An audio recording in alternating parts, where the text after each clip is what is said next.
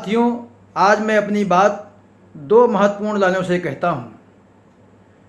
जब मंदिर में चाटा पड़ता है तब मैं जाग जाता हूँ, जब मस्जिद में असमत लुटती है मैं भाग जाता हूँ। साहब मैं सेकुलरिज्म हूँ, कोई और नहीं, बहुसंख्यक हिंदुओं को मूर्ख बनाने के काम आता हूँ। यह बात आपको समझनी चाहिए कि भारत का सेकुलरिज्म क्या काम करता है। अब मैं अपने असली मुद्दे पर आता हूं। आप सभी लोग सावधान हो जाइए। आपको अभी एक नया उदाहरण जिहादी सरकार का मिला है। पश्चिम बंगाल में पिछले 5 साल के सरकार के दौरान क्या क्या हुआ।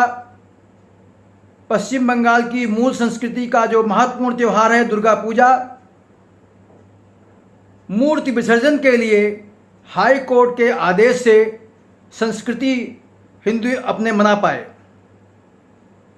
दोस्तों, 5 साल तक जनता ने खूब झेला, लेकिन जब सरकार की मुखिया ममता बनर्जी को लगा कि मेरी सत्ता हाथ से निकल जाएगी, तो उन्होंने क्षणिक मुद्दों पर भावनाओं को जगाया, उकसाया और उस काम में सफल रहीं। जानबूझकर अपने पैर में चोट मारा, आरोप लगाया कि बीजेपी ने मेरे ऊपर हमला करवाया। पूरे चुनाव प्रचार के दौरान बैसाखी पर व्हील चेयर पर घूमती रहीं, चुनाव प्रचार करती रहीं।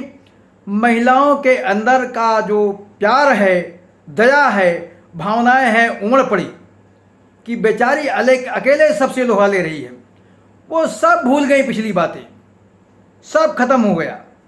उन्होंने केवल उनका लंगड़ा पैर देखा और दोपहरी धूप में भागते हुए देखा चुनाव प्रचार के लिए।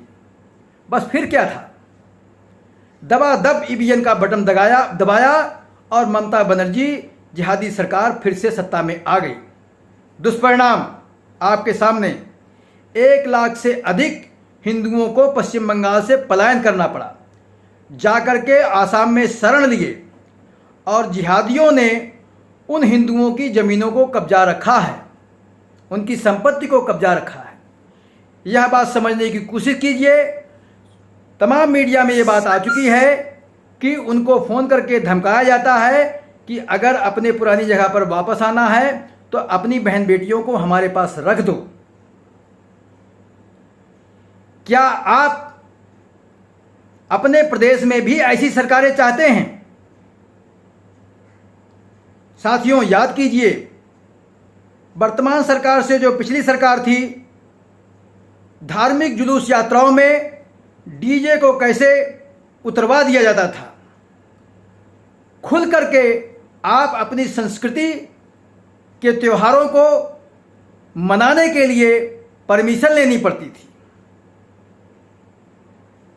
साथियों, आपने बहुत कुछ झेला, उसके बाद एक ऐसी सरकार लाए जो निरंतर प्रदेश के विकास में काम करती रही। उसका विकास हर शहरों में दिखता है, चाहे सड़कों में देखिए, शहरों की सजावट के देखिए। माफियाओं का राज जो पिछला था उसको ख़त्म करके माफियाओं को नेस्तानाबूद किया, उनकी संपत्तियों को जब्त किया। मैं उनको आगाह करना चाहता हूं जो सरकार के कुछ कर्मचारी हैं, वो सरकार से कुछ मिलने वाली सुविधाओं के ना मिलने से नाराज हैं और वो सरकार आने वाले चुनाव में सरकार को धमकी देते हैं। ये तो ऐसे लोग हैं जो अपने स्वार्थ के लिए पूरे प्रदेश को अराजकता की पुराने सिस्टम में धकेलना चाहते हैं। बिल्कुल जैसे किसी कुत्ते को रेबीज हो जाता है और वो पगला जाता है, सबको काटने दौड़ता है। साथियों, अगर किसी परिवार का मुखिया से परिवार के लोगों में असंतोष है, लेकिन उस पे परिवार के ऊपर कोई मुसीबत आती है बाहरी या आने वाली है, तो सब मिलकर उसका मुकाबला करते हैं और जब वो मुसीबत टल जाती है तो अपने पारिवारिक मुद्दों को आपस में सुलझा लेते हैं और सुलझ भी जाता है। 2022 का चुनाव आपके सर पर है। आपने गलत बटन दबाया तो कौन सी सरकार आएगी, पिछले समय में आप झेल चुके हैं। इसीलिए बार बार आगाह करता हूं कि उन जिहादियों का पश्चिम बंगाल में सफल होने से बहुत ज़्यादा बुलंद हो गया है उनकी योजनाएं, और वो अपना निशाना अगला उत्तर प्रदेश को बनाने की कोशिश कर रहे हैं। वही तरीका अपनाया जाएगा। हिंदू जातियों में तरह तरह का लड़ाई झगड़ा करवाया जाएगा, फर्जी सोशल मीडिया पे अकाउंट बना करके और नकली केस क्रिएट करके मुद्दे पैदा करके अलगाववाद पैदा किया जाएगा। फिर भी आपको सावधान रहना है, क्षणिक मुद्दों पर नहीं भटकना है। एक बहुत महत्वपूर्ण बात याद रखिए, पिछले 5 साल में इस सरकार ने कैसे प्रदेश को चलाया है। माफियाओं को, जिनसे जज भी डरते थे और खुलेआम वो गुंडागर्दी करते थे, जेल में रहकर या जेल से बाहर भी, वो सब आज जेल के अंदर हैं।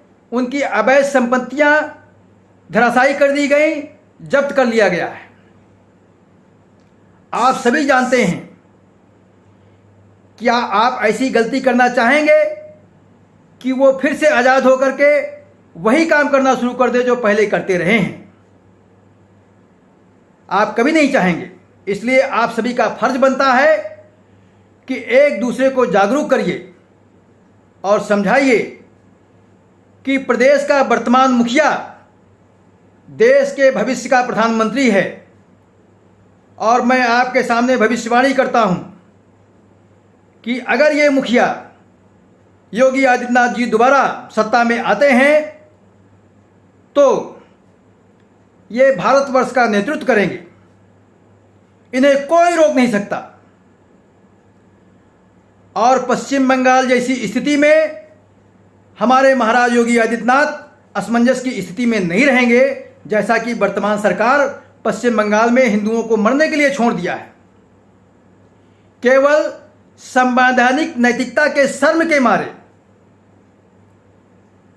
अब आप समझिए कि आपकी संस्कृति और आपका देश कहां जा रहा है। उसकी रक्षा करना आपका धर्म है। आपको तलवार नहीं चलाना है, आपको बम बारूद नहीं चलाना है, आपको लोकतांत्रिक तरीके से ईवीएम का बटन दबाना है। अब आप ये सब बातें दिमाग में ध्यान रखिए और सभी को जागरूक करते रहिए। जय हिंद, जय भारत।